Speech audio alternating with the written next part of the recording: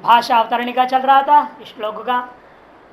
परिग्रह से अभावात, क्योंकि जब आपने त्यक्त स्वरूप परिग्रह से कही दिया है, उस यदि अन्नादि स्थित है तो अन्नादि जो शरीर स्थिति का कारण है उसका परिग्रह तो कर नहीं सकता, तो क्या करेगा फिर? स्थिति को बनाए रखना भी है और परिग्रह भी नहीं कर सकता, तो एक ही रास्ता है, शरीर की स्थिति बनाए रखने के लिए भिक्षा आदि करनी पड़ेगी। इसलिए याचना आदि ना शरीर कर्तव्यतायाम प्राप्तायाम, याचना आदि के द्वारा ही शरीर स्थिति की कर्तव्यता प्राप्त जब हुआ तो वहां नियमन करने वाले अनेकों श्रुति स्मृतियां खड़ी हो गई। अयाचितम संक्लिप्तम उपपन्नम यदृक्षया इत्यादि ना, महाभारत 1446-19 1446-19। बोधायन स्मृति में भी है, मनुस्मृति में भी है, नीचे सब आ रहा है, बहुत सारे हैं। वो प्रसिद्ध यहाँ से हमने ले लिया कि गीता का ही है, से महाभारत में उसी में है, तो वहीं का वहीं कोटिंग कर दिया। कुर्वन्नाह क्या है वहां? अयाचितम। यद्यपि 5 प्रकार बताया, देखिए आदि शब्द से और 2 नीचे दिया इत्यादि है ना, आंधिगिरी में श्लोक दिया है। माधु कर्म संक्लृप्तम प्राक प्रणीतम अयाचितम तत्त कालोपन्नम च भैक्ष्यम पंचविधम स्मृतम। भैक्ष्य भिक्षा 5 प्रकार की मानी गई है। भिक्षाणाम समूहित भैक्ष्यम 5 प्रकार का। माधुकर्म सबसे पहला है मधुकर वृत्ति, 5 या 7 घरों में जाना, वो हो गया।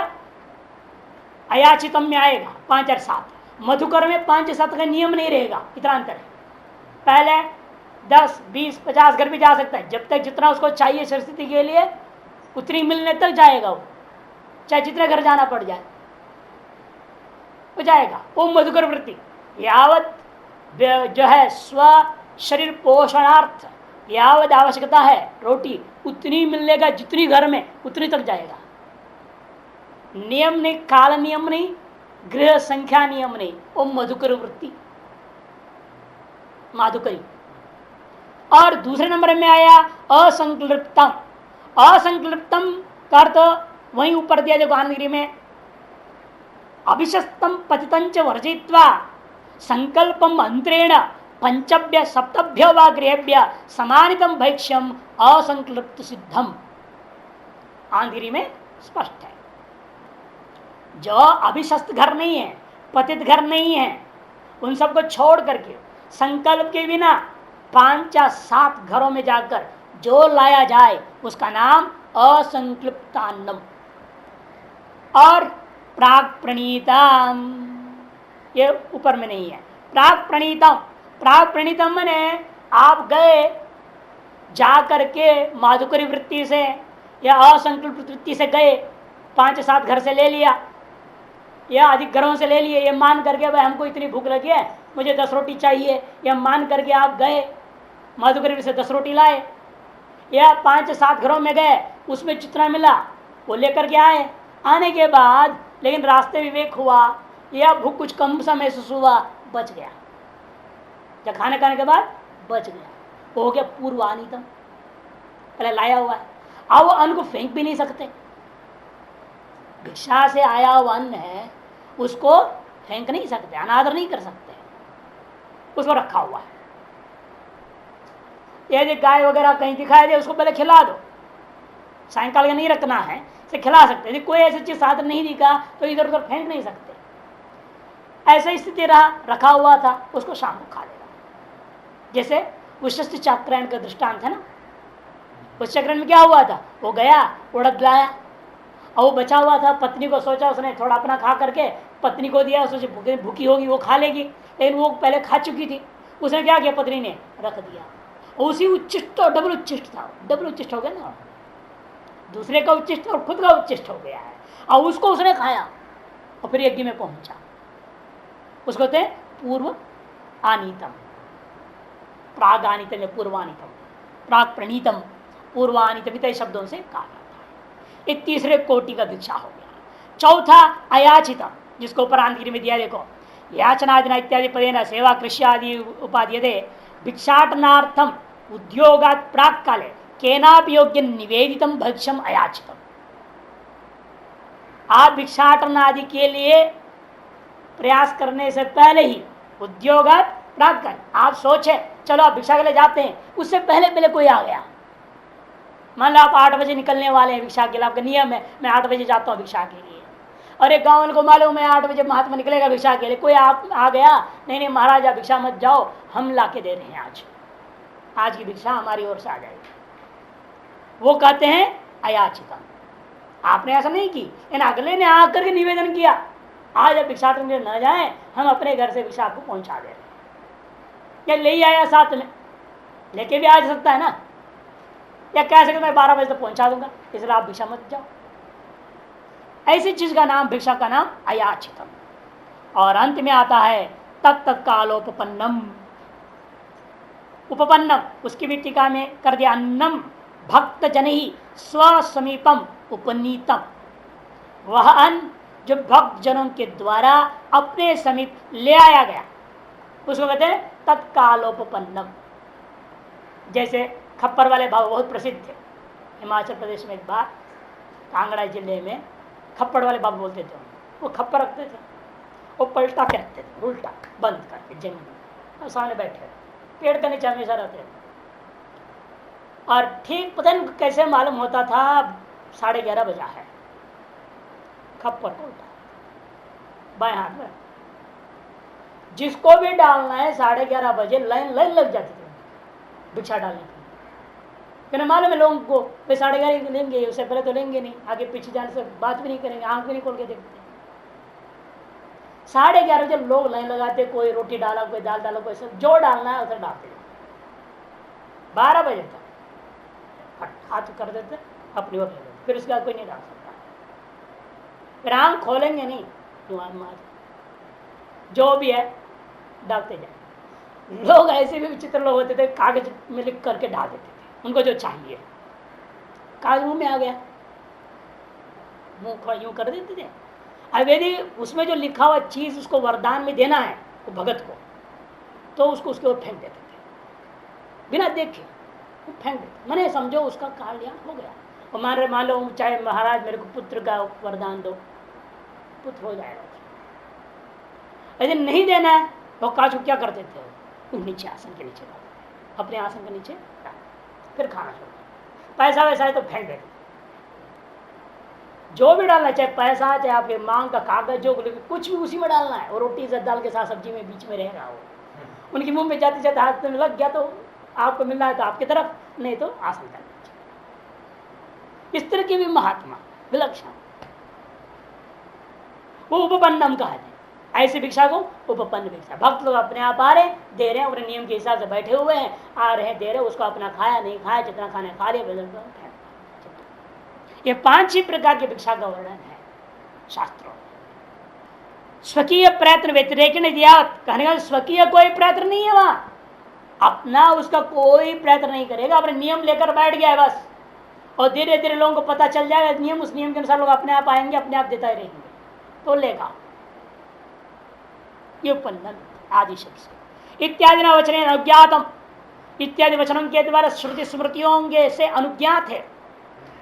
ऐसा जो यते है शरीर हेतु अन्नादे है प्राप्ति द्वारम आविष्कुर्वन्नाह, यदि कि अपनी शरीर स्थिति के लिए इस विधियों के अनुसार प्राप्त जो द्वार है, साधन है, अन्नादि का प्राप्ति का जो साधन है, उन साधनों को ही प्रकट करते हुए भगवान कह रहे हैं आविष्कुर्वन् आहा यदृच्छालाभ संतुष्ट, यदृच्छालाभ संतुष्ट द्वंद्वातीतो विमत्सरः समः सिद्धावसिद्धौ च कृत्वापि न निबध्यते। यदृच्छा लाभ संतुष्ट, यदृच्छा लाभ अप्रार्थितोपनता, अप्रार्थना पूर्वक स्वतः ही प्राप्त हो गया वह अन्नादि का नाम ही यदृच्छा। उससे जो प्राप्त करना यदृच्छा लाभ, बिना प्रार्थना का प्रार्थना का जो हो जावे उसको यदृच्छा, उससे प्राप्त करना यदृच्छा लाभ, उसी से ही संतुष्ट संतृप्त अलम प्रत्यय वाला, बस पर्याप्त, जो स्वतः आ गया उसी में हमेशा प्रसन्न रहता है, तृप्त है। और चाहिए, इतना चाहिए, वो चाहिए, कहाँ से आएगा, फोन करो, ये करो, वो करो, बटोरो, ये सब झंझट में नहीं रहता। जो आ रहा है, टपक रहा है कहीं से आकाशवृत्ति, वो इससे संतुष्ट है। ऐसे वाला यदृच्छालाभ संतुष्टा, यह जो कृत साक्षात का प्रकरण है, ये बोल चुके हैं ना, कृत साक्षात्कार वाले का है, अंतिम श्लोक है। इसके अगले में उपसंहार कर देंगे गत संग से इत्यादि से। 19 से शुरू हुआ है, 20वां विशेषण कहा जाता त्यक्त सर्व प्रग्रह इत्यादि से। और कैसा है वो द्वंद्वातीता, एक तरह श्रुति का यदृच्छा लाभ संतुष्ट, श्रुति में है ना ईश्वास मागृद धनम, उसी का दूसरे शब्दावली है यदृच्छा लाभ संतुष्ट। किसी की भी धन की गृधा अभिकांक्षा किसी भी प्रकार से नहीं करना चाहिए। इसका मतलब क्या, अपने आप जो प्राप्त हो रहा है जिस किसी प्रकार से, उतने से संतुष्ट रहना चाहिए। मागृदा धनम को दूसरे शब्दों में कह दिया यदृच्छा लाभ संतुष्ट। और क्या है द्वंद्वातीता, ये पहले भी कह चुका, मात्रा प्रशास्त कौन्तेय द्वितीय अध्याय 14वां श्लोक में कह चुके हैं। हाँ, वह सारी चीज द्वंद्वों की प्राप्ति होने पर उसको अतिक्रमण करके रह जाना, अर्थात उसको सहन करना। द्वंद्व से द्वंद्व तो रहेगा, शरीर रहेगा तो तीनों प्रकार का द्वंद्व का अनुभव होती ही रहेगी। पहला द्वंद्व कौन है, शरीर निमित्तक भूख और शरीर निमित्तक ठंडी और गर्मी, और प्राण निमित्तक भूख और प्यास, और मन निमित्तक सुख और दुख। ये जो द्वंद्व त्रय उससे अतीत हो जाने का मतलब क्या, उनको सहन कर लेना। उनके वजह से उनके प्राप्ति और अप्राप्ति के द्वारा स्वयं किसी प्रकार हर्ष उद्वेग आदि का न होना द्वंद्वातीतता। विमत्सरः, विमत्सरः अर्थात तेषु द्वंद्वेषु प्राप्तेषु अपि द्वंद्व कारकेषु वा न मात्सर्यं भवति विगतो मात्सर्य। द्वंद्व के अप्राप्त होने पर भी वह जैसे रहता है, द्वंद्व के प्राप्त होने पर भी वह मात्सर्य भाव से रहित रहता है। विमत्सर विगता मात्सर्य भाव यश स विमत्सर। निर्वैर बुद्धि, किनके प्रति, द्वंद्व के प्रति तो निर्वैर बुद्धि नहीं हो सकती, द्वंद्व के कारकों के प्रति वैर बुद्धि होती है ना, वह वैर बुद्धि भी नहीं होती। क्योंकि जो द्वंद्व उत्पन्न हो रहा है, भूख प्यास पैदा हो रहा है, चाहे ठंडी गर्मी लग रही है, चाहे सुख दुख हो रहा है किसी भी निमित्त से, उन निमित्तों के प्रति वैर बुद्धि का न होना ही विमत्सर है। क्योंकि जान रहा है ये सारा चीज जो हो रहा है इस उपाधि का अपने प्रारब्ध कर्म की वजह से हो रहा है, तो हम क्योंकि दूसरों को दोष दें। आपने गाली दी, फिर ऐसी उपाधि का प्रारब्ध कर्म तो सुनना था ना, गाली कीर्तन सुनना नहीं था, गाली सुनना लिखा है, तो क्या करे, प्रारब्ध कर्म भोग, स्वीकार करो। दोष अपने में है, इस उपाधि के अपनी पाप कर्म है जो ऐसी बात सुननी पड़ रही है, ऐसे मानना ही विमत्सर है। सुख मिल रहा है तो प्रारब्ध कर्म के साथ मानो, उसे फूलो मत। दुख मिल रहा है तो दुखी मत होना, ये विमत्सर है। कि ये जो द्वंद्व, सुख दुख रूपा द्वंद्व, चाहे भूख प्यास रूपा द्वंद्व है, आपके हाथ में रोटी आप लेके चले, खा रहे हैं के लिए, कौवा घोड़ा के ले गया, कौवा को मारने लगोगे पत्थर से, ऐसे नहीं करना। प्रारब्ध कर्म तो कौवे का भाग्य था, दाने दाने पर लिखा हुआ है खाने वाले का नाम, इन दानों पर उसका नाम लिखा दो, ले गया, जाने दो जयराम जी। अपने को आज एकादशी मनाना ये सोच लेना, क्या हो गया। तो द्वंद्व के जो कारक हैं उनके प्रति द्वेष आदि का अभाव होने का नाम ही विमत्सर है। इसको कबीरा ने वो सुंदर दोहा में कहा है, जो कल भी चर्चा करते मैंने लोगों को सुना, विद्यार्थियों को सुनाया था। बुरा जो देखन मैं चला, बुरा जो देखन मैं चला, बुरा न मिलिया कोई, बुरा न मिलिया कोई, जो दिन खोजना खोजा आपना, जो दिन खोजा आपना, तो मुझसा बुरा न कोई। कितनी बड़ी बात है।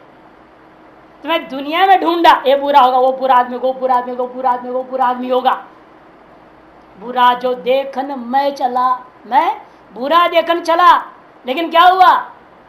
बुरा न मिलिया कोई, बुरा न मिलिया कोई बुरा नहीं मिला। क्यों? जिनमें भी मैं देखा वही मुझे भगवान दिखा, तो बुरा कहां से दिखना है? कबीरा कहता है जिनमें मैं देखूं वही भगवान है। तो मैं कैसे बुरा ढूंढ के भगवान जाए, वहां बुरा कहां है? इसे मुझे कहीं बुरा दिखा ही नहीं। और क्या हुआ? जो दिन खोजा अपना, जिस दिन मैंने अपने अंदर खोजा कि मेरे अंदर तो नहीं बुरा ही है, जिसको मुझे दूसरे में बुरा दिखला लग रहा था पहले, तब कहता हाँ तो मुझसा बुरा न कोई, मुझ जैसा बुरा संसार में कोई हो ही नहीं सकता। मैंने अपने अंदर होता है बुराई, अपने ही पाप कर्म है जो दूसरों में प्रतिफलित होकर दिखता है, और हमें लगता है वो गाली दे रहा है। नहीं, वो अपनी पाप फल है जो वहां से प्रतिफलित हुआ, रिबाउंड हो रहा है। केवल होता ना, रिबाउंडिंग होता है ना। आप बॉल फेंकते हो दीवार पर, क्या होएगा? बॉल उल्टा आप पर वापस आएगा। वैसे ही होता है, सभी में परमात्मा है, सभी के अंदर क्या भगवान ने कहा? भ्राम्यन सर्वभूतानि यंत्रारूढ़ानि, मैं ही सबको दौड़ा रहा हूं अपनी माया के द्वारा। किस मुख से गाली भी निकलवा रहे हैं तो भगवान ही निकलवा रहे हैं, स्तुति कर रहे हैं तो भगवान ही स्तुति करवा रहे हैं। ये भाव जिस दिन आ जाएगा ना, सारा द्वेष समाप्त। ये जो खटपट खटपट होता है अपने अहंकार को लेकर के होता है। मैं बिल्कुल ठीक ठाक हूं, अगला गलत है। वास्तव में देखो, अपने गलत है, स्वयं दूसरा ठीक ठाक है। इसे तो विमत्सर, द्वंद्व के कारकों के प्रति द्वेषा भाव का नाम विमत्सर, निर्वैर बुद्धि का नाम ही विमत्सर। समासिद्धौ असिद्धौ, इसलिए लाभ और अलाभ, सिद्धि और असिद्धि, कार्य सिद्ध हो या कार्य असिद्ध, दोनों में समत्व बुद्धि होनी चाहिए। सुख दुख के समय कृत्वा लाभा लाभो जया जय, पहले भी बोल चुके समत्व बुद्धि 2:38 में। सिद्ध सिद्धियों समो भूत्वा समत्वम योग उच्यते 2:48 में। पहले 2 बार बोल चुके हैं, 2:38 2:48, उसको यहाँ पर फिर समत्व का कथन कर दिया। समासिद्धौ असिद्धौ च कृत्तापि निबद्धते, निष्काम कर्म योग का एक कर्म षटक है। कर्म षटक का हृदय भूता 4था अध्याय है। ये हृदय को समझो, कर्म षटक की निष्काम कर्मयोग करना है व्यक्ति को, 4था अध्याय को घोटा होना चाहिए। जो व्यक्ति 4था अध्याय को घोटता नहीं, वह निष्काम कर्मयोग कर नहीं सकता। ये दर्ज ब्रह्मज्ञानी का जो लक्षण है वही साधक की साधना है। शुरू में भाष्यकार ने कह चुका है, कृत साक्षात्कार वाले की जो स्थिति होती है वह आज हम उसको करेंगे तो उस स्थिति में पहुंचूंगा। साधक की स्थिति के लिए यह कार्य करना पड़ेगा, तुमको करना है, तब वह उस स्थिति को प्राप्त होएगा। उनकी स्थिति है तो आपके लिए करना है। इस कृत साक्षात्कार वालों का यह जो स्थिति है वह हमारे लिए साधना है। हमें विवेक पूर्वक अपनी हर वृत्ति पर पूरी सतर्कता पूर्वक चित्त यथ चित्तात्मा कहा ना पहले, यथ चित्तात्मा होना जरूरी है।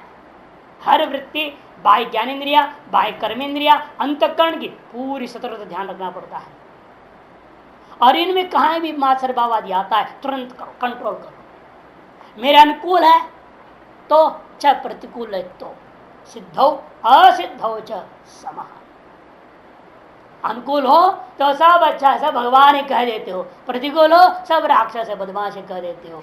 ये ठीक नहीं है, ये साधक का लक्षण नहीं है, ये साधक नहीं, ये गृहस्थी है, अविवेकी गृहस्थ।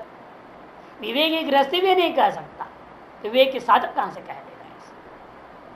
सिद्धौ असिद्धौ च समः कृत्वापि, ऐसा व्यक्ति जिसको कहा था पहले कुर्वन्ना किल्बिषम नाप्नोति, वो जो बात है कृत्वापि न निबद्धते, इसको और स्पष्ट कर दिया यहाँ, वह करने पर भी उससे होने वाले पुण्य पापों से बंधन को प्राप्त नहीं होता। तज जो प्रत्यवाय आदि उनसे वह लिप्त नहीं होता, यह इसका अर्थ है। भाष्य यदृच्छा लाभ संतुष्ट अप्रार्थितोपनतो लाभ, यदृच्छा लाभ, अप्रार्थित होकर जो उपन्नत है, प्राप्त, उस लाभ का नाम यदृच्छा लाभ है। यदृच्छा मतलब अप्रार्थना पूर्वक जो आपकी वास्तु की प्राप्ति है, उसका नाम यदृच्छा। उसका जो लाभ हो गया उसको कहते दृच्छा लाभ। तेन संतुष्ट संजात अलम प्रत्यय, उतने से ही जिसके अंदर अलम प्रत्यय बस हो गया, पर्याप्त है। एक रोटी मिला तो पर्याप्त, दो मिला तो पर्याप्त, रसगुल्ला हलवा मिला तो पर्याप्त, कुछ नहीं मिला तो भी पर्याप्त, पानी से खुश है। ऐसे अलम प्रत्यय जिसके अंदर हो जाए वह यदृच्छा लाभ संतुष्ट है। ये होना पड़ता है तभी विद्या भी प्राप्त होती है। घसीटना पड़ता है जिंदगी को इसी में, सुख सुविधाओं में ढूंढते रहने से नहीं होता है। पहले बहुत अच्छा नियम था कला शास्त्र में, बाद में बिगाड़ दिया लोगों ने। कला शास्त्र नियम था, जो नए विद्यार्थी थे ना उनको नीचे देते थे, रास्ते के बगल में, रोड के बगल में कमरे है ना वहाँ देते थे, और परीक्षा होती थी। और वहाँ लोगों को ऊपर भोजन नहीं मिलेगा, अन्य क्षेत्र में जाना।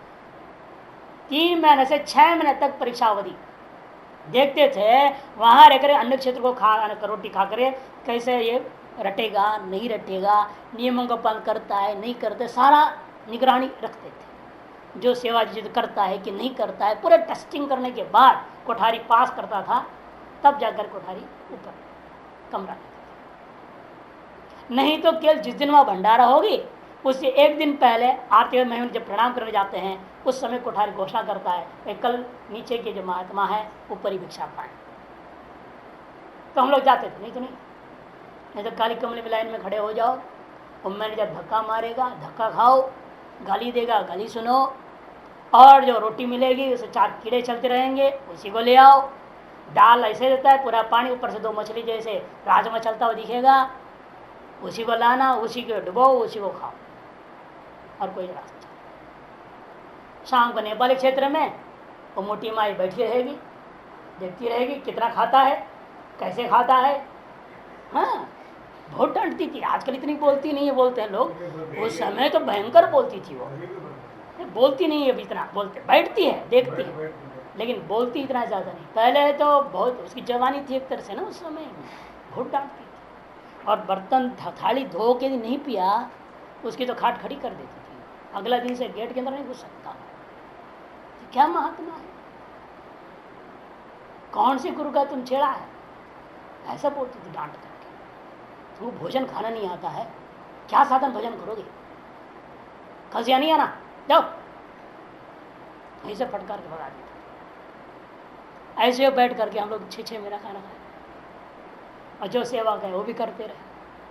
तब प्रमोशन मिला अपस्टेयर्स को हमें तो जल्दी मिल गया था, 4 महीने के बाद ही मिल गया। लेकिन ये ना कि वो अच्छा था, मेरे को दृष्टिकोण से बहुत ही अच्छा था। ऐसा होना ही चाहिए। एक गाड़ी घोड़ा चल रहा है खटर फटर, उसमें भी रखना है, तैयार करना है। और अष्टमी का दिन वहाँ पर वाघवर दिन सभा होती थी। अष्टमी के दिन मंडलेश्वर जी बैठेंगे, नहीं तो कोई उनका आचार्य बैठेगा, सारे विद्यार्थी दोपहर आएंगे, 2 से 5 बजे तक कहीं से भी आप जो पाठ पढ़ रहे हैं उसका आचार्य बैठ के प्रश्न पूछेगा, संस्कृत में जवाब देना है, नहीं दिया तो छुट्टी पाओ। क्या कर रहे हैं, सांड बन रहा है, खा पी कर जाए, क्यों रह रहा है आश्रम, पढ़ने आए हो ना, क्यों तैयारी नहीं कर रहा है। एक भी प्रश्न का जवाब नहीं दिया, 1 अष्टमी 2 अष्टमी 3 अष्टमी, तीसरी के बाद चौथे का नहीं, बाहर आसन उठा बोलते थे। ये 2 बहुत सुंदर नियम थे जिसके साथ हम लोग अच्छी तरह से तैयार करते थे। और वह सब सांड बन रहे हैं वहाँ, कारण है कोई नियम ही नहीं रहेगा, बस खूब भंडारा है, खूब दक्षिणा मिल रहा है, रोज मार्केट घूम रहे हैं, ऐश कर रहे हैं। तो कुछ नियम होते हैं जो विद्यार्थी का भला के लिए है। विद्यार्थी को बोले उस समय लगता है क्या ऐसा हम लोगों को परेशान कर रहे हैं, लेकिन उसका भला आपको बाद में समझ में आता है, उस नियमों का लाभ। इसे कहते हैं यहाँ कि यदृच्छा असंजात अलम प्रत्यय, जैसा मिला उसी में संजात अलम प्रत्यय वाला होना चाहिए। द्वंद्वातीता द्वंद्व ही शीतोष्णादिरण्य मानो अविषण्ण चित्तो द्वंद्वादित्युच्यते। शीत उष्णादि के द्वारा हन्य मानो अपनी अविषण्ण चित्त, अविषण्ण चित्त, विषाद रहित चित्त वाला होता है, उसको द्वंद्वातीत। विमत्सर विगत मत्सर निर्वैर बुद्धि, द्वंद्व के कारक, द्वंद्व के प्राप्त होने पर सहन करना है, विषण्ण नहीं होना है। इतना ही नहीं, द्वंद्व के कारकों के प्रति भी निर्वैर बुद्धि होनी चाहिए, वैर बुद्धि नहीं जगनी चाहिए उनके। विगत मत्सरहा दि निर्वैर बुद्धि समहा मन तुल्यो, यदृच्छया लाभस्यापि सिद्धौ असिद्धौ च, यदृच्छा के द्वारा लाभ जो हुआ उसकी सिद्धि होवे चाहे न भी होवे तो भी तुल्य बुद्धि होनी चाहिए। यह एवं भूतो यदि ही अन्नादे है शरीर है तो लाभालाभ हो समो हर्ष विषाद वर्जित कर्म आदो अकर्मादिदर्शी। आगे ना भाष्यकार लाए ज्ञानी को कर्मादियों में जो अकर्म कर्मणि अकर्म यह पश्चेत इत्यादि को ले आए। ये एवं भूता जो इस प्रकार हो है कौन, यदि अन्नादि स्थिति का लाभ हो चाहे अलाभ हो दोनों में समुत्त बुद्धि है, हर्ष विषाद से रहित है, ऐसा व्यक्ति कौन होगा, वो कर्मादियों में अकर्मादि का दर्शी है, जो यथाभूत आत्मदर्शन निष्ठा यथाभूत जो आत्मस्वरूप का अनुभूति पूर्वक ब्रह्म में ही स्वरूप में ही प्रतिष्ठित है, ऐसा जो कृत साक्षात्कार वाला जो पुरुष शरीर स्थिति मात्र प्रयोजन भिक्षाटनादि कर्मणि, शरीर स्थिति मात्र प्रयोजन वाले भिक्षाटनादि कर्मों में भी शर्रादि निर्वर्त्यम नैव किंचित कर्म, शर्रादि का द्वारा सिद्ध होने वाले उन कर्मों में भी क्या निर्णय है, उसके अंदर क्या निर्णय है, नैव किंचित करोम्यहम गुणा गुणेषु वर्तन्ते, मैं कुछ भी नहीं करता हूं वास्तव में, न कुर्वन् न कारयन्, न करता हूं न कराता हूं इन शरीर आदियों से, दोनों ही बात नहीं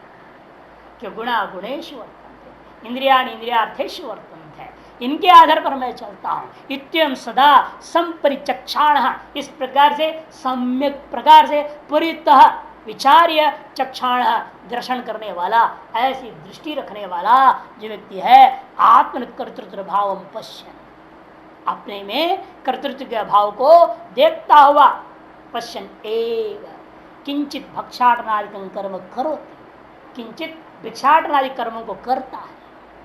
लोक व्यवहार सामान्य दर्शन तू आगे ना बात कैसे लगा रहे, देखो किसके दृष्टिकोण में वो भी कर रहा है, कहा जाता है श्रोत्र भ्रष्ट अपना भ्रष्ट पुरुष के दृष्टिकोण से नहीं, वो तो करता ही नहीं है, कर्तृत्व में प्रतिष्ठित हो चुका है। इसे कहते हैं किसके से कहा जा रहा है करोति करके, लोक व्यवहार सामान्य दर्शन, उसके शरीर से लौकिक व्यवहार सामान्य को देख करके कौन कह रहा है, लौकिक आरोपित कर्तृत्व तू, इसे तू जोड़ दे भाषा। किंतु लोक व्यवहार सामान्य का दर्शन को देख करके लौकिकों के द्वारा आरोपित कर्तृत्व को कहा जा रहा है, वो भिक्षाटनादौ कर्मणि कर्ता भवति, भिक्षाटनादि कर्मों में कर्तृत्व के जो हम कथन कर रहे हैं वह भी लौकिकों के द्वारा आरोपित कर्तृत्व को लेकर के व्यवहार कहा जा रहा है। लौकिकों ने कैसे क्यों आरोप किया, कि शरीर से होता हुआ देखा, जिस शरीर से वो ब्रह्म ज्ञान को श्रवण कर रहे हैं उसको ब्रह्म ज्ञानी मान रहे हैं, जीवन मुक्त मान रहे हैं, लेकिन उसके द्वारा भिक्षाटन आदि होता हुआ देख करके लोगों ने कहीं भिक्षा करता है, व्यवहार होता है। तार्श जो आरोपित कर्तृत्व को लेकर कहा जाता है कर्म करोति, न तो स्वतः भिक्षाटनादि चेष्टा स्वपि अकर्तृत्वादि अनुसंधान विदुषः स्वानुभवेन, क्योंकि जो है विद्वान क्या करता है वास्तव में, कहते भाई साफ साफ लिख दे रहे हैं, भिक्षाटनादि चेष्टाओं में अकर्तृत्वादि का ही अनुसंधान कर रहा है, उसमें भी अकर्तृत्व का ही अनुसंधान कर रहा है निरंतर। ये हो रहा है, मैं कर नहीं रहा हूं, भले दूसरा कहता है आप भिक्षा कर रहे हैं, भिक्षा के लिए आप जा रहे हैं, और शब्द भी पूछने में कोई पूछे महाराज आप कहाँ जा रहे, आप बोलोगे क्या शब्द, उस मूड के अनुकूल कहना पड़ेगा, मैं भिक्षा करने जा रहा हूँ। अगर भिक्षा के लिए शरीर जा रहा है, कहेगा आप नहीं जा रहे हो, क्या पूछेगा वो, लड़ाई झगड़ा हो जाएगी बेमतलब या ज्ञानी को उसके अनुसार जवाब देना पड़ता है, उसे कहना पड़ता हाँ मैं भिक्षा करने के लिए जा रहा हूँ, बस तो शब्द दुर्जन न्याय, तुम जो मानते हो वो ठीक है, मैं करने जा रहा हूँ। क्या फर्क पड़ता है इसे बोलने में, उसको सिनेमा एक्टर पे डायलॉग मारते दुनिया भर के, क्या फर्क पड़ता है। आपका भी जीवन जब सिनेमा एक्टिंग के सामने एक्टिंग हो गया है तो फर्क क्या पड़ना है, वो अज्ञानी के अनुरूप बोल दो, कोई फर्क नहीं पड़ता। रामकृष्ण परमहंस जी ने क्या किया, एक ने आके उनको साला बोला, इन्होंने तुमको साला बोल दिया, तो साला बोल दिया, बाद में तो सारा जिंदगी भर रामकृष्ण परमहंस सबको साला ही बोलते थे। इसे बांग्ला में आज भी बांग्ला भाषा के लोग साला शब्द को गाली नहीं मानते, तो परमहंस जी ने बोला था, वो गाली कैसे हो सकता है, वो तो आशीर्वाद है, तो साला बोलना आशीर्वाद है। और यहाँ बोलो तो मारपीट हो जाएगी, गाली बोलते हैं। से निर्भर होता है कौन कह रहा है, कैसे कह रहा है, किस उद्देश्य से कह रहा है। इसे कह दो तो कोई आपत्ति नहीं है, क्योंकि आपके अपने स्वरूप में कोई हानि तो होने वाला नहीं है। इसे कहते हैं स्वानुभव है न तो शास्त्र प्रमाण आदि जनिते न अकर्तैव। स्वानुभव के आधार पर क्या है वो शास्त्र प्रमाण जनित, स्वानुभव के आधार पर तो अकर्ता एव एवं पराध्यात्मिक कर्तृत्व शरीर मात्र प्रयोजन भिक्षाटनादि कर्म कृत्वापि न निबद्धते।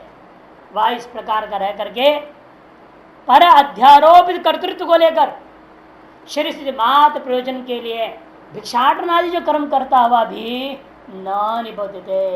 बंध हेतु तो कर्मणा सहेतु कस्य ज्ञानाग्निना दग्धत्वाद यह भी अनुवाद मात्र ही।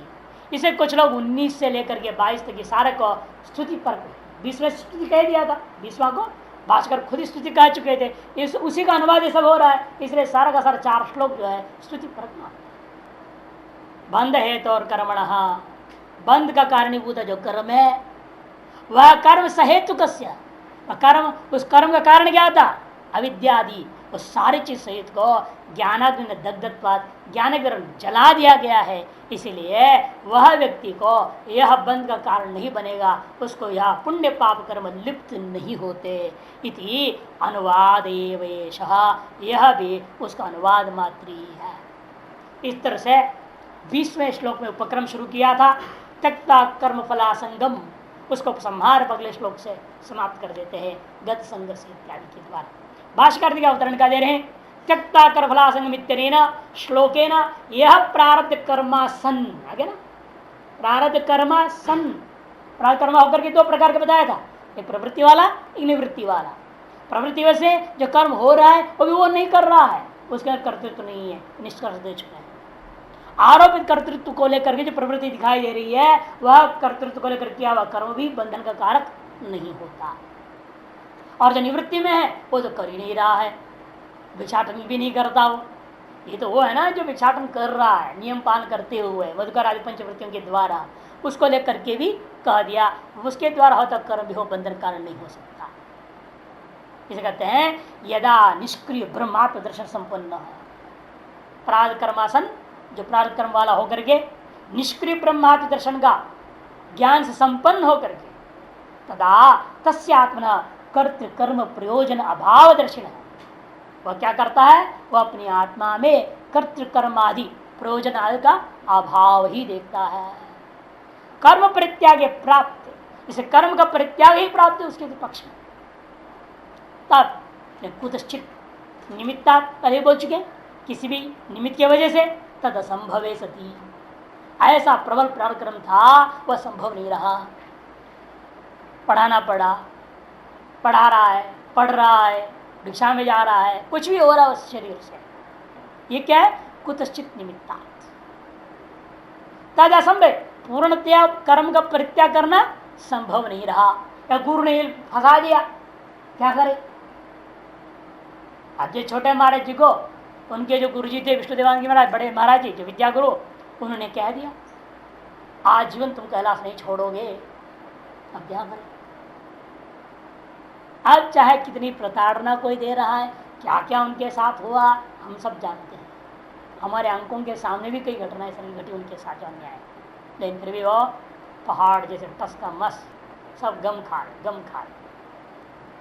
वो कहते थे ज़्यादा रोजा होता था ना हम लोग कुछ कहने लगते थे, शांत रहो, समझ में नहीं आते थे क्या था, ऐसे क्यों क्या था। एक बार फिर वॉकिंग करते थे हम, जंगल घूमते थे उनके साथ, तो तब बोले गुरु का वचन है, चाहे हमें यहाँ कोई जहर दे के मार डाले, चाहे हमारा रोटी बंद कर दे, चाहे दूध बंद कर दे, कुछ भी कर, भूखा प्यासा मर जाए शरीर यहाँ, लेकिन हम कैलाश छोड़ नहीं सकते। हमने गुरु को वचन दिया है, इसे हम कहीं नहीं जाए। जिनका राशन पानी बंद, दूध बंद किया, तो जैसे तैसे फिर भी 2-4 दिन में काम चलाया, और भगत आया, उसने सब देखा, अरे तो क्या गड़बड़ हो रहा है, तुरंत राशन वासन डाल दिया, सब कर दिया।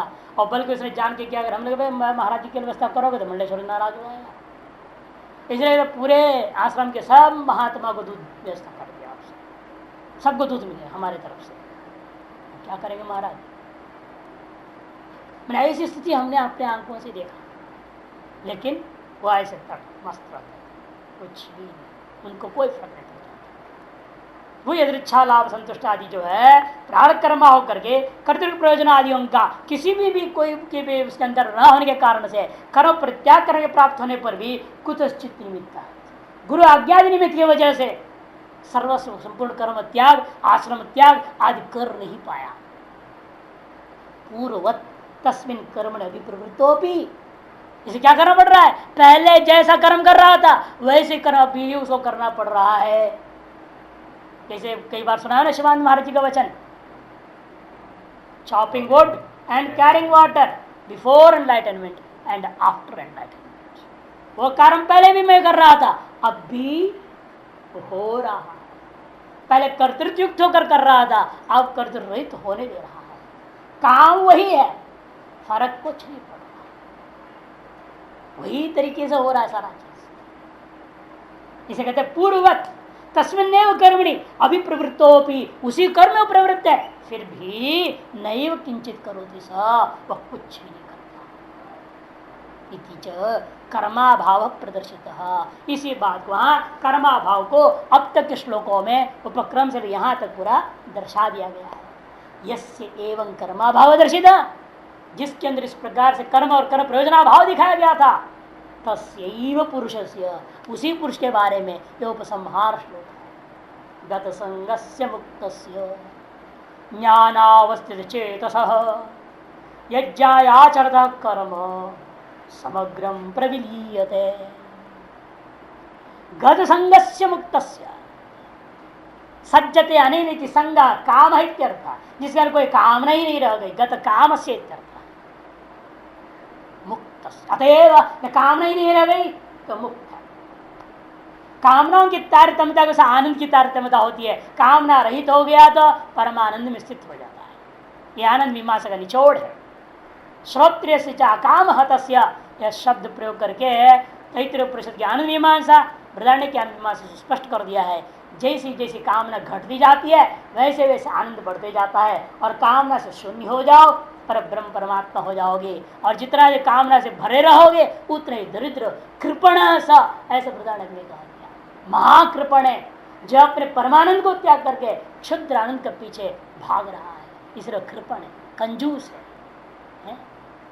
वो आदमी है हाथ में आचार को छोड़ करके चाटता है लेडीज है?